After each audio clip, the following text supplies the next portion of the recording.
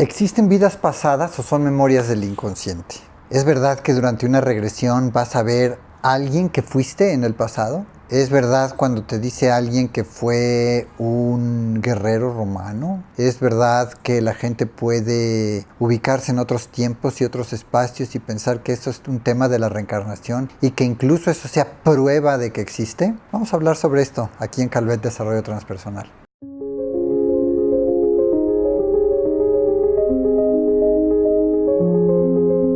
¿Existe la reencarnación? ¿Existen las vidas pasadas? ¿O son memorias del inconsciente? Este tema me encanta, porque nos lleva por muchos niveles de nuestra propia conciencia para poderlo desmenuzar. En psicología transpersonal sí se utiliza la regresión. Y muchas veces la regresión ha ocasionado que vayamos a espacios, tiempos, con los que una persona en particular no está familiarizada y que sin embargo surgen en la persona como si fuera una memoria. Y aquí hay muchas teorías. La primera es que mucho de esto puede ser material genético. Es decir, nosotros hemos heredado la carga genética de nuestros ancestros. Y si tú te pones a seguir la línea de tus ancestros, te vas a dar cuenta de que han estado por todo el mundo. O sea, para como hoy están las cosas en la genética humana, ya todos hemos estado por todos lados. La unión genética que se hace durante la concepción ya trae la memoria de muchas razas. Entonces, cuando hablamos de genética, estamos hablando no solo de cómo se constituye y de cómo se arma al cuerpo con sus células y todos sus sistemas, sino que estamos hablando de cargas de memoria. La memoria genética que construye el cuerpo, pero también la memoria genética de estados emocionales, porque nosotros también heredamos ciertas cualidades emocionales de nuestros ancestros. Es así como, por ejemplo, tú puedes estar con un familiar, puedes ver cómo el tipo de rostro que tiene tu prima se parece al tipo de rostro que tiene otra tía. El tipo de corporalidad que tiene alguien es parecido al tipo de corporalidad, la forma de los ojos. Todo ese tipo de señas o de señales que vemos en la cotidianidad, en el cuerpo de las personas y que vemos que tienen similitud con otros, sí tienen que ver por la genética, pero de esa misma manera podemos ver similitudes en lo que se refiere a formas de interactuar, a maneras de vincularnos. Entonces dices, esa risita sarcástica es la misma que tenía el abuelo. Esa forma tan agradable de vincularse con los demás y de ser bonachón con los demás y de invitarlos a lugares y de hacer que un ambiente sea agradable, también lo tiene fulano como lo tenía el tío no sé qué. Todo eso se hereda. Hay una matriz emocional que viene inmersa, implícita dentro de la memoria genética. Y es por eso que muchas veces nosotros podemos tener la sensación de haber estado antes en otro lugar o de que cuando estamos en un lugar tener la sensación de que ya conocíamos, ya habíamos estado en ese lugar. Así a mucha gente le pasa que va a visita a Egipto y de repente dice, yo tengo la sensación de que ya había estado aquí. Yo ya conocía esto. Di la vuelta y ya sabía lo que iba a encontrar en la siguiente esquina. Así hay mucha gente que le sucede. Ha habido casos muy interesantes como por ejemplo el de un documental que hay en Netflix, en la plataforma Netflix, que lo que pretende es asegurar que existe la reencarnación, nada más que acaba no siendo lo suficientemente contundente. Pero ahí se narra la experiencia de un niño que tiene la memoria de haber estado en una guerra. Durante su infancia, varias veces le dice eso a sus papás. Y de hecho, el chico tiene diferentes crisis, como de cierta ansiedad, en la que dice que tiene que ver a su hermano, o que tiene que ir a ver a alguien de las personas con las que estuvo luchando. Y los papás, llega un momento en el que ya no saben qué hacer con esta historia porque no es algo que ocurra comúnmente, que alguien diga esto y que entre en estos estados, ¿me explico? Después de llevar al hijo al psicólogo para que se calmara, para que aprendiera a controlar un poco mejor sus emociones, es tanta la insistencia del chico que deciden hacerle caso y deciden hacer un viaje, ahorita no me acuerdo a dónde era, pero a un viaje a la zona en donde el hijo dice y describe que estuvo volando. Y cuando llegan ahí, el hijo verdaderamente empieza a recordar cosas. Y el hijo señala un lugar en el que se estrella su avión.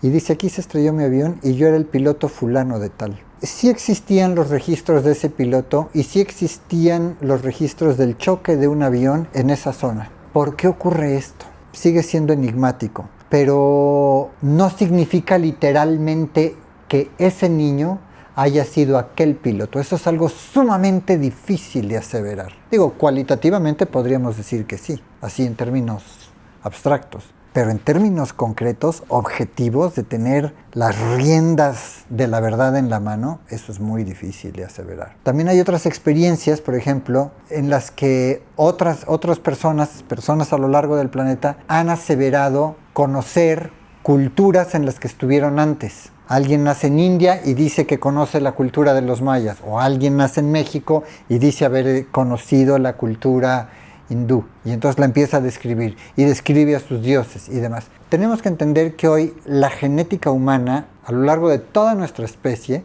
es como si fuera una gran piscina genética, y dentro de esa piscina genética hay niveles. Eso lo llamó Jung el inconsciente colectivo. Ese inconsciente colectivo, en términos más modernos y con base en teorías como la de Rupert Sheldrake, también se le ha llamado los campos morfogenéticos. Eso quiere decir que en la medida en la que nosotros, si hay un área de la genética humana, si hay un área del inconsciente colectivo o de esta psicogénesis que todos compartimos a nivel colectivo, si hay un área con la que resonemos, como por ejemplo la memoria de una cultura antigua, si tú tienes una tendencia a sentirte identificada con la cultura egipcia, con la cultura persa, con la cultura griega, con la cultura de India, con culturas prehispánicas, si tienes la tendencia a identificarte con eso, quiere decir que tienes la tendencia a resonar con ciertos campos morfogenéticos que hay en el inconsciente colectivo.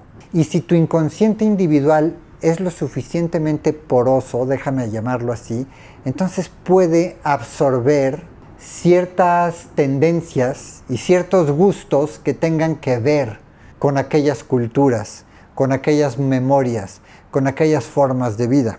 Y eso es lo que determina, en un momento dado, que cualquiera de nosotros, en un estado de relajación o de regresión, pueda de pronto despertar a estas memorias. Y entonces cuando uno en un estado de relajación y de regresión se experimenta a sí mismo o te experimentas a ti misma como alguien que vivió en otro tiempo y que dentro de la gente con la que convivió en aquel espacio todavía puede distinguir quiénes son los que también están hoy con ella. Por ejemplo, que en una vida pasada hayamos sido hijos de una persona en particular, pero ahora, hoy, nosotros tengamos la sensación de que quien fue nuestro padre ahora es nuestro hijo, o quien fue nuestra madre ahora es nuestra hija, o al revés, de que antes hayamos sido mujeres y ahora hayamos sido hombres. Entonces, todo este tipo de situaciones y de posibilidades que existen es lo que genera toda esta duda de si existe o no existe las vidas pasadas, la reencarnación. Cosmovisiones antiguas como la hindú y la budista la sostienen, como la gnosis, como los egipcios, como algunas corrientes prehispánicas también, vida antes de la vida. Nada más que tenemos que darnos cuenta que eso es algo que compartimos con todos. Entonces, hoy en día ya es muy difícil decir si tú fuiste Alejandro Magno o no. ¿Sabes cuánta gente a lo largo de sus regresiones ha dicho que fue Alejandro Magno? ¿O que fue Napoleón? ¿O que fue un faraón egipcio? ¿O que fue una reina en cualquier otro lugar? ¿Quién dice? ¿Quién acepta que fue una prostituta? ¿Quién acepta que fue un narcotraficante en otra vida? ¿O que fue un bandido? Parece que todos tuviéramos vidas como muy importantes, pero es poca la gente que tiene vidas comunes y corrientes y que a nadie le importan. Y en realidad ese es el tipo de vidas que hemos tenido la mayoría. Es muy contradictorio porque muchas veces diferentes personas han dicho ya que han sido Cleopatra. Evidentemente eso no es así. Y es ahí a donde no podemos decir con certeza si estas cosas ocurren o no. Lo que sí sabemos es que puede haber respuestas que desde la genética se pueden dar. Y desde los campos morfogenéticos o desde clusters o ciertos grupos, espacios del inconsciente colectivo con los que sintamos cierta resonancia y afinidad. Desde ahí nosotros podemos estar coloreando todo esto y contándonos historias del pasado que no ocurrieron. Ahora, eso no invalida las cosas. Si nosotros hoy hacemos una regresión y resulta que fuimos Cleopatra, ¿y qué que fuiste Cleopatra? Hoy no la eres. Hoy tienes otra vida, hoy estás en otro continente, hoy no tienes ese nivel de decisiones, ni diriges una nación. Hoy estás en una casa, eres una persona que conoce muy poca gente, que no dirige ningún pueblo y que solo tiene una familia con la cual salir adelante. ¿Qué vas a hacer al respecto? ¿De qué te sirve Cleopatra? De nada. A menos de que nos cuestionemos cuáles eran las potencialidades que Cleopatra como arquetipo representa y entonces tú las puedas empezar a manifestar en tu propia vida. En otras palabras, ese registro o esa memoria que sale a tu consciente y que puede darte algo, que de todo eso en realidad puedes hacerlo hoy práctico y concreto. Si Cleopatra era una mujer que se sabía que era bellísima y hoy tú no te arreglas, tal vez podrías aprender de Cleopatra el arreglarte diariamente, el verte mejor, el tener una mejor autoestima. Si Cleopatra tenía la facultad de tomar decisiones que dirigieran a una nación, entonces ¿por qué tú no ocupas ese supuesto poder que traes de una vida pasada y lo utilizas en la cotidianidad para tomar mejores decisiones? Eso es para lo único para lo que nos serviría saber quiénes fuimos. Y si es que lo fuimos. Si no, tampoco importa si lo fuimos o no. En términos prácticos, si yo fui un rey, ¿de qué manera estoy reinando en mi vida actualmente? ¿Soy un tirano? ¿Así es como reino en mi vida actual? ¿Siendo un tirano y sometiendo al de enfrente? Tal vez me tendría que revisar, porque de nada sirve que aplauda que yo fui un rey, si el tipo de reinado que hoy tengo es el que hace infeliz a toda mi familia. De nada sirve ser Curie, o quien sea que hayamos sido, Amelia Earhart, o quien sea de los grandes que ha habido en la historia, si al menos algo de eso no lo podemos rescatar para hacer mejor nuestra vida. Entonces olvidémonos de estar buscando en el pasado quiénes fuimos. Abramos los ojos a quiénes somos y sobre todo ocupémonos de definir quiénes queremos ser en el futuro. Si sabemos quiénes fuimos o no fuimos, eso no importa. Fijarnos quiénes queremos ser en el futuro nos ayuda a despertar nuestro potencial y eso sí vale la pena. Entonces es un tema muy controvertido, nos lleva por múltiples rincones del inconsciente, nos lleva a grandes arquetipos, porque cualquiera de los grandes personajes de la historia humana es hoy en día un arquetipo. Y si nosotros no sabemos qué hacer con esos arquetipos, entonces no nos conviene ni nos interesa siquiera conocer a los arquetipos. No nos interesa entrar en contacto con ellos. Pero si vamos a entrar en contacto con uno de esos grandes arquetipos, como por ejemplo, si decimos que fuimos Saint-Germain, tenemos que ponernos las pilas para convertirnos en un alquimista hoy en día y para transformar a nuestra vida de maneras categóricas que sí demuestren que tenemos la capacidad de ser alquimistas. No payasos que transformen un metal en otro tipo de metal. No, alquimistas en nuestra vida, alquimistas emocionales, alquimistas de la conciencia. Ese sí es el reto. Pero si no, pues ¿de qué nos sirve?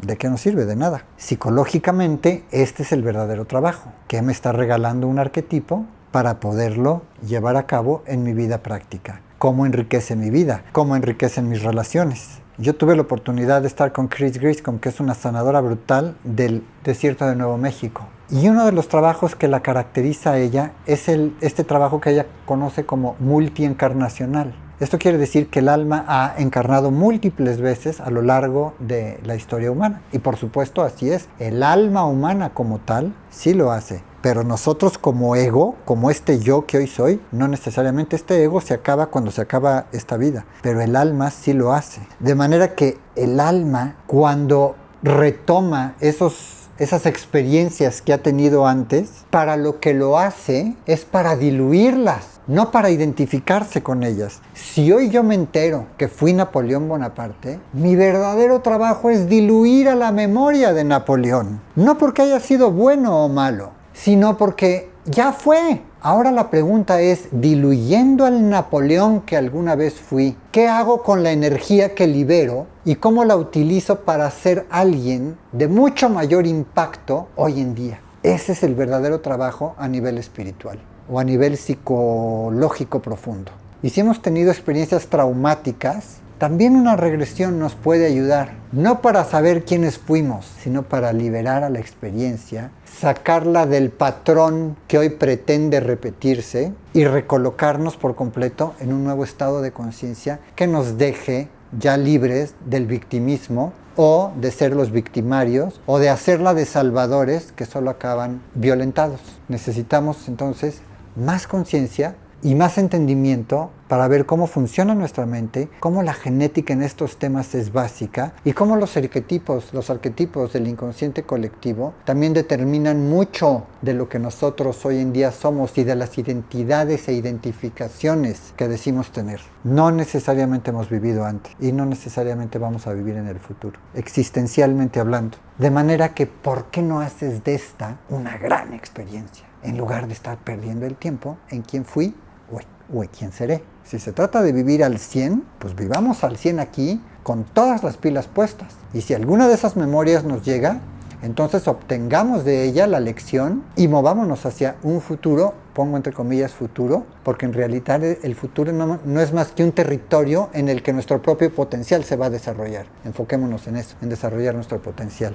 Y ese es el verdadero trabajo transpersonal. Mi nombre es Alberto Calvet y siempre es un gusto meternos a todos estos recovecos de la conciencia humana, pero es necesario clarificarlos. Y es necesario no perdernos en creencias sumamente absurdas como las que hoy está teniendo la espiritualidad New Age, que no nos conducen a las respuestas profundas que sí necesita el ser humano de hoy para moverse al potencial que le corresponde. De manera que aquí es en donde estamos. Suscríbete, da like y comparte.